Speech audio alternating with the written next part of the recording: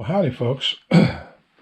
Garrett over at 11 Bang Bang did a rant recently about muzzleloading hunting with these inline things. Well, I sort of agree with him, and I'm a little older, and I don't hunt anymore because, well, for one thing, I walk with a stick because I got a limp. So tracking all over the place and then hauling out a carcass is just not in the cards for me these days. But I do have 3 of these things. One of them is an actual inline, and that's the first one over here. That's a Knight's Armament, and it's an about 55 caliber, I'd say. It's not quite 60, and it's when I got it, it was in rough shape. I put it all back together again, reblued that barrel, put a new bolt in it, added this sight because it didn't have one when I got it. I got it for free. In this state, those are very popular with former felons for hunting. The second one here, again, I got it for free. Matter of fact, I don't think I paid for any of these. That one is a CVA, but it was an even rougher shape. It was completely covered with camo tape, and the camo tape was all peeled off and falling off anyway, so I peeled it all off. And as you can see, it was just completely ruined the stock underneath it. And the barrel itself was just rusted all to heck and gone.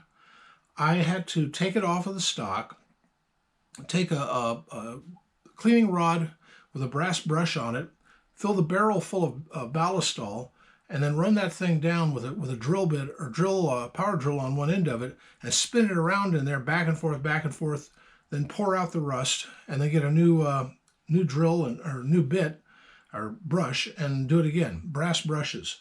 They're a lot cheaper than a barrel. Anyway, it took a lot of effort before I got that barrel back to being sort of functional. And oh, by the way, then I filled it full of a stuff called what's it called? Not Rust-Oleum. What the Evaporust. I put a bunch of Evaporust in it, let it sit for better part of a day, and then poured that out. Had a cork in one end, and then poured it out again, and it now looks pretty darn good. And it shoots pretty well. This is also a 50 caliber. Matter of fact, I think they're all basically 50 caliber. This one's closer to 45, I would guess. Though they're all rough in terms of what size the bore is. Anyway, that's a CVA.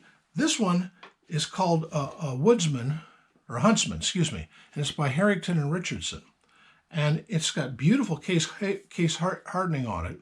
And this one is one of those back brake things where it cracks open like that just for putting the cap on.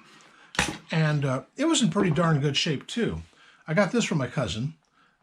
He was, well, he doesn't hunt anymore either. And he's almost my age. But it's just a beautiful thing. And it's great for target shooting. I don't shoot either of these. I restored them as best I could because, well, a good gun should not sit there rotting. It ought to be put back together, and somebody somewhere will want them. I don't particularly care for them, but maybe somebody does, and, well, they're good trade goods if nothing else. This one, I don't know. I'm grown kind of attached to this one. It makes a very satisfying bang, and a big cloud of smoke, and I just like it. By the way, Garrett, I never use Pyrodex. I've got some, never use it. It stinks. It just flat stinks. Black powder, though it smells like chicken farts, it smells better. It does smell better. Anyway, I like this one. And this is my hunting front stuffers, you might say. I do have other front stuffers, but these are the ones that sort of meet that criteria.